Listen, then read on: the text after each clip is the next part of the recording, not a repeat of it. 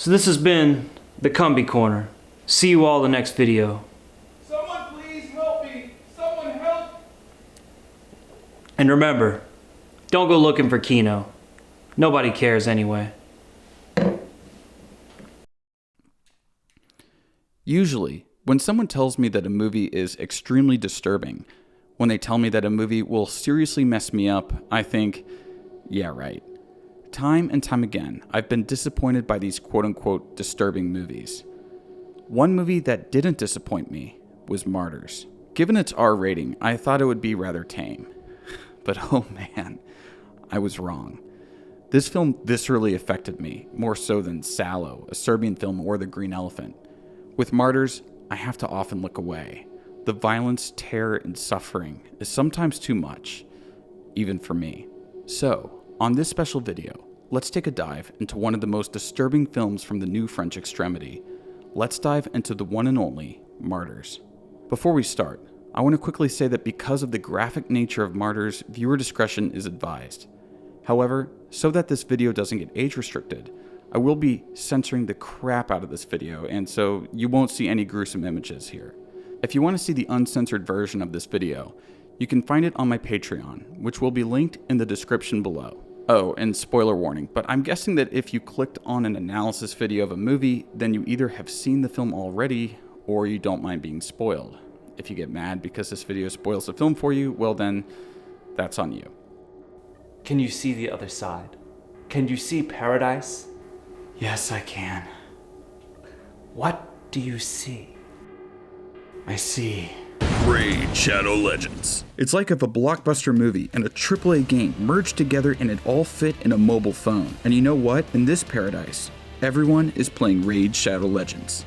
Don't you want to make the world a little bit more like paradise? People like listicles, right? How about my top 3 places to play Raid Shadow Legends? Number 3, in a scary basement. Number 2, in a scary basement. And number 1, in a scary basement. I'm kind of stuck here. I might not leave this place, but I'm told that February is the month of love for a lot of people, especially people who play Raid Shadow Legends. New players can enjoy a special Valentine's Day themed adventure with the Raid Love Quest. That's right, Raid has a love quest for all of you out there. Thanks to Raid, the Kino Corner Love Quest arc is now beginning. All you need to do to get involved and start your own love quest is to download Raid Shadow Legends from the links below. Copy your in-game player ID, and then head to raidlovequest.plarium.com. There, enter your player ID and set out on this heartfelt quest, running from February 14th to March 14th. Play one of the Valentine's-themed minigames for a chance to win some fantastic in-game and real-life prizes, including Valentine's Day-themed Raid Champions, and even Amazon gift cards worth up to $1,000. If you're an old Raid player, you can still share the love too, because everyone needs a little bit of love. Everyone can use the special promo code StValentine23 to get a small Valentine's gift from us to you. And if you haven't started playing Raid yet, click my link in the description or scan my QR code here on the screen. You'll get unique bonuses worth $35, including free Epic Champion Jotun and other useful stuff. And once you're in game, come find me under the name Kino Corner. And if you're fast enough, you can join my clan. Have you seen many French horror movies? Chances are, if you're watching my channel, you probably have. But let's take a second to think about something. Have you seen many French horror movies that were made before the 1990s? Okay, there's Eyes Without a Face, The Tenant, Shock Treatment, The Fall of the House of Usher, The Grapes of Death, and a few others. But I can't really think of many off the top of my head. I guess Diaboliques is a horror film, but I don't really think that counts. Unlike America, Italy, and Japan, France didn't have much of a horror scene for the longest time. When one thought of a French film, something like The 400 Blows, Tout va bien, or The Devil probably came to mind. Genre filmmaking was surely beneath the French. Their art house films were far too classy, and any self-respecting French auteur would never consider slumming it in the horror genre. Or would they? Come the 1990s, there was a noticeable shift. Man Bites Dog, the disturbing satirical mockumentary from Belgium about a serial killer, released in 1992, shocking audiences and garnering acclaim. Towards the end of the 90s, Gaspar Noé would release I Stand Alone, which many consider the first film in the famous movement of New French Extremity. I went a bit more in depth on this movie and Noé's follow-up, Irreversible, in a video last year. I'll leave a link to it in the description. The first films from this movement were definitely more on the artsy side. Irreversible is assuredly an art house film. And Trouble Every Day, the Vincent Gallo and Beatrice Dahl vehicle about cannibals, is a Claire Denis film first and a horror film second. Slowly but surely, these French movies transformed from bloody art films to full-on genre and exploitation pictures. Movies like High Tension and Inside are a far cry away from the works of Noé and Denis despite being in the same movement. If it even is a movement. The term New French Extremity was coined by James Kwan in an article for Artforum. From the article, the critic truffle snuffing for trends might call it the New French Extremity, this recent tendency to the willfully transgressive by directors like François Ozon, Gaspar Noé, Catherine Breillat, Philippe Grandeur, and now, alas, Dumont. Bavard as much as Bataille, Sallow no less than Sade seems the determinants of a cinema suddenly determined to break every taboo, to wade in rivers of viscera and spumes of sperm, to fill every frame with flesh, nubile or gnarled, and subject it to all manner of penetration, mutilation, and defilement. Does a kind of irredentist spirit of incitement and confrontation, reviving the hallowed Gallic traditions of the film maudit, of Épéter les bourgeois, and Amour fou, account for the shock tactics employed in recent French cinema? Or do they bespeak a cultural crisis, forcing French filmmakers to respond to the death of the ineluctable French identity, language, ideology, aesthetic forms, with desperate measures? If it's not obvious by these excerpts, Quant loathed these films. The whole article is about how much he hates all the different films in this supposed movement, from I Stand Alone to Baise-moi. Thus, the title New French Extremity was not given to these movies as a term of endearment. And many directors, including Pascal Laugier, the director of Martyrs, reject this label, often citing the context of the article or the fact that the movies vary wildly in style and tone. Can't the French make gory movies, or any movies, without someone calling it a new wave of some sort? Even Quant, who coined the term, said this in the same article. The New French Extremity sometimes looks like a latter-day version of Hussards, those saline-loving right-wing anarchists of the 50s determined to rock the pieties of bourgeois culture. But for all their connections, shared actors, screenwriters, etc., the recent provocateurs are too disparate in purpose and vision to be classified as a movement. Whether you think the New French Extremity is real or not, most people agree that the movie that stands as one of the greatest films from this ragtag collection of movies was the torture-filled, bloody, gut-punching masterpiece, Martyrs. The film opens with a young girl, Lucy, dressed in rags, running frantically down the street. She's running from something evil. A documentary crew then investigates her prison. It's brutal and dirty. It's the stuff of nightmares. Lucy gets taken to an orphanage, and we can see how she can't ever get rid of the trauma. It haunts her incessantly. Her grief and psychological anguish manifest as a specter of an inhuman-looking woman. The woman Lucy couldn't save when she escaped from her tormentors. As a child, Lucy befriends Anna, who takes on a kind of maternal role in their friendship. It's clear that Anna loves Lucy unconditionally, which will end up being the reason for her demise. We then cut to several years later. It's now 1986, and a happy upper-middle-class family enjoys breakfast in their home. It's a stark tonal shift, but Laugier masterfully transitions us to the new setting with play. The brother chases his sister. At first, it seems sinister, with her running and screaming, seemingly out of terror. He tackles her, and the screaming turns to laughter. Their idyllic countryside morning doesn't last long, though. Lucy barges into the house with a shotgun, and she proceeds to kill each of the family members. She turns the clean home into a bloodbath. But why does she do it? That family, that perfect-looking family, were her abusers. She remembers them from when she was a child. She's sure that she's correct. Anna joins her inside the house to help, witnessing the aftermath of the massacre. It's appalling. How did Lucy have it in her to carry out such a morbid act like this? Unfortunately for Lucy, her revenge is pointless. The guilt and trauma are still all too present, and now she has the blood of an entire family on her hands. Surely the children weren't culpable for the abuse she endured. The monster woman, that uncanny creature, reappears and is more vicious than ever. The creature might show tenderness to Lucy first, but soon she's slicing her up, murdering her. It's a horrific sight, but what's even worse is when Laugier shifts the perspective from Lucy's to Anna's, showing us that creature doesn't exist. That hallucination kills her. Now, Anna is left alone at the house, and alone she must deal with the mess that Lucy made. But the thing is, she has no idea what she's really dealing with.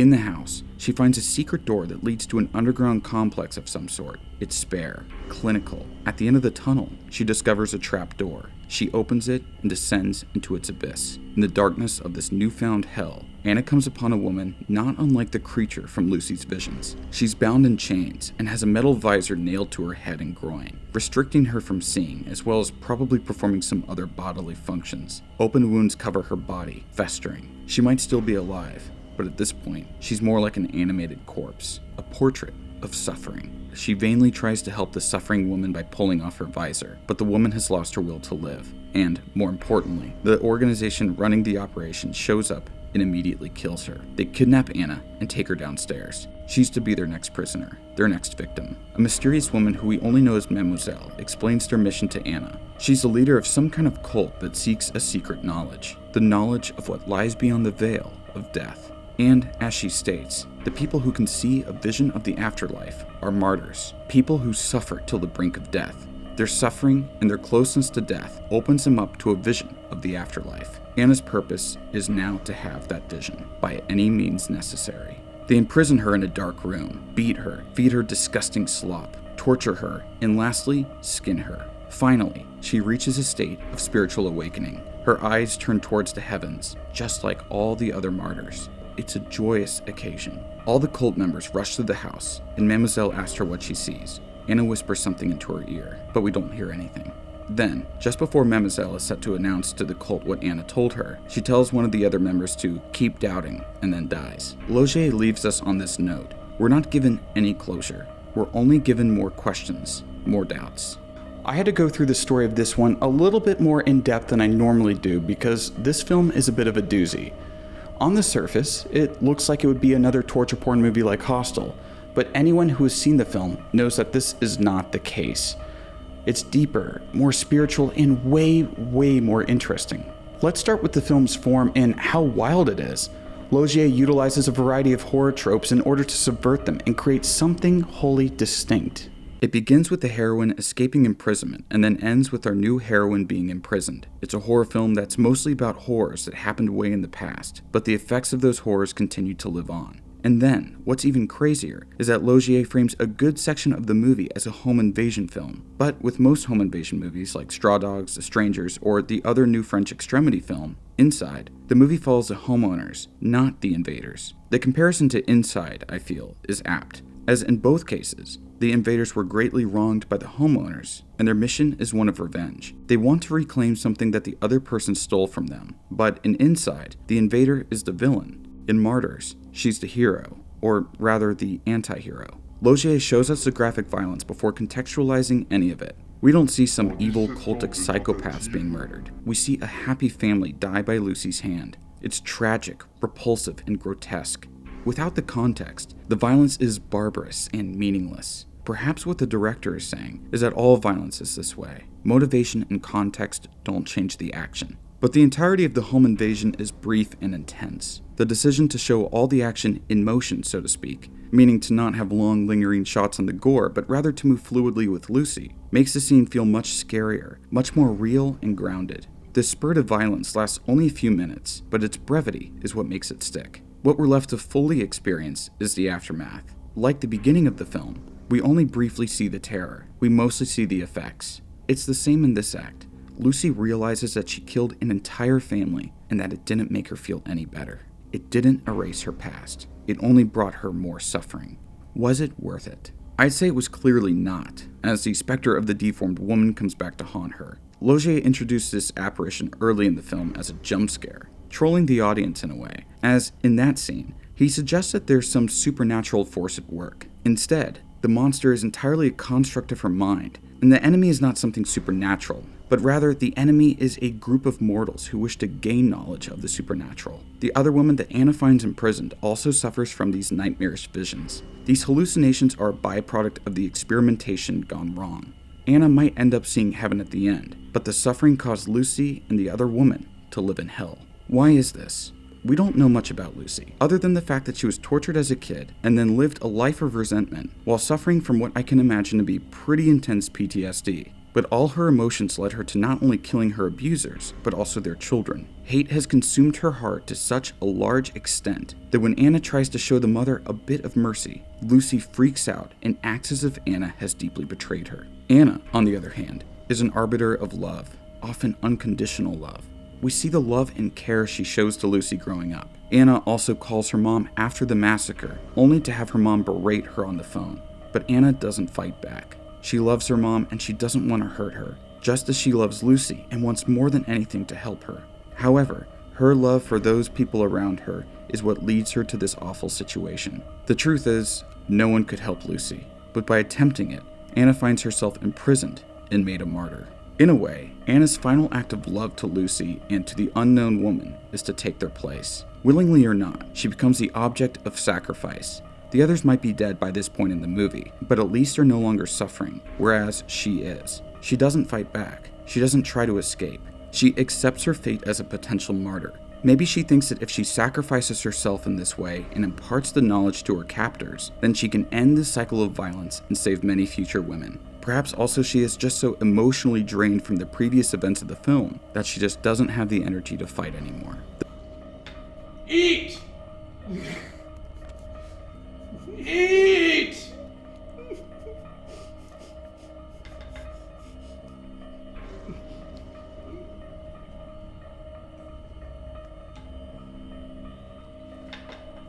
More! I'm done. I want to take a moment here to contrast the two different kinds of violence we see in this film. The violence perpetrated by Lucy against the family, and the violence the cult inflicts on Anna. Lucy's violence is shocking. It's a chaotic act filled with emotion, something we see as breaking taboo. It's immoral and illegal, the kind of violence we don't allow to exist within society. The violence against Anna is still harsh, but it feels clinical. There's a method, an intention behind every act. It's painful to watch, sure, but the fact that it's work for the man enacting the cruelty makes it all so emotionless. He torments her to change her body so that she can fulfill her ultimate destiny. It's not unlike a doctor performing a procedure on a patient. The disturbing transformation takes place underneath the house. The house, what's visible to the average person, is filled with white and other light colors. Contrasting that, the secret basement is dark and metallic. The cult knows that they have to conduct their sacrifice underground and outside of society. That basement allows them to transgress taboos with more ease. When they're above ground, they work and act as normal, industrious individuals. It's like, in order to live with what they do, they have to bifurcate themselves and their physical spaces. One space for living and work, and the other space for their work of death. Their basement is a sacred place for their ritualistic sacrifices. I also find it interesting that the house has 3 layers which allow different levels of access. The house, the basement, and then the sub-basement. The way that we should think of the house is as a temple, but instead of rising to the heavens, it descends towards hell. And in this temple, only the high priest of this cult can access the sub-basement, where Anna is imprisoned. It's like it's the holy of holies for their sect, but perverse, the evil of evils. And yet, in this unholy chamber, Anna finds God, or she might. I'll get more into that in a second. The funny thing about this cult is that they're right. The suffering does bring Anna to a place of enlightenment. As her body degrades and dies, her soul fortifies, growing stronger and stronger. Laugier also correlates death to birth in the sequence. The march towards the death of her physical body is also a march towards the birth of her new self, and she physically ends up in a kind of womb at the end. She regresses to a childlike state in order to achieve insight into the world beyond ours. Then she sees the other side. Her eyes move towards the sky. She's in a state of euphoria, witnessing something, but what exactly? Laugier doesn't give us an answer. Instead, he tells us to keep doubting. There are a number of theories, so let's discuss them. One theory is that she sees an afterlife and it's amazing, which prompts Mademoiselle to hasten her journey there. But how does that account for her not telling the rest of the people? Another interpretation is that Anna tells her that there is a heaven, but Mademoiselle's actions bar her from entering it. Possibly, only people who achieve the state of martyrdom can enter paradise. Or maybe there's nothing on the other side, and Mademoiselle's lifelong project was all for nothing. I don't like to believe this interpretation though, it's way too nihilistic for me. Maybe what the point of the ending is that the doubt, the mystery of death, is what keeps us going. That to know exactly what is in store for us on the other side takes away the point of living. It's the constant question that gives us a will to live. Maybe Mademoiselle realizes this, which is why she loses her will to live, but she also doesn't want to share the knowledge with everyone else. That knowledge is deadly. The problem with the cult is that they're seeking something spiritual through scientific means.